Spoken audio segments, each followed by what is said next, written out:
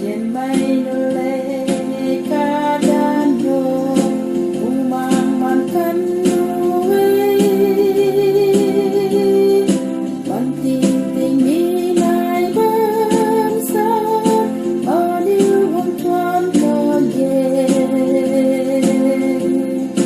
đêm ra đêm điêu lại là kề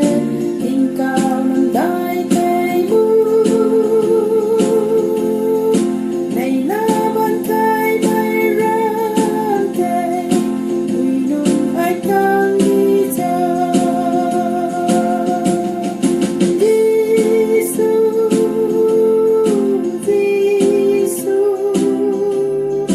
rầm quê đã đam suy đầu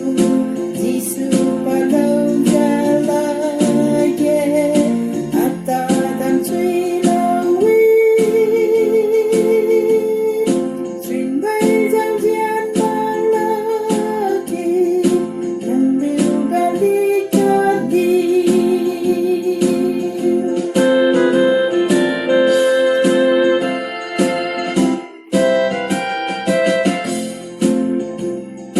Chính giang quy quy cả bốn na nang đuôi đam suy lâu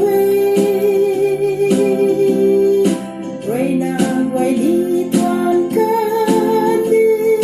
lần nào mấy cái bông ta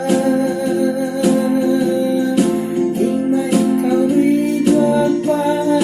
nào đừng nói đắm xa Đạo gì mấy ta nhắm lâu nào Đạo diệu là dây bó rồi Giêsu Giêsu rầm quê đã đắm suy đầu Giêsu và lâu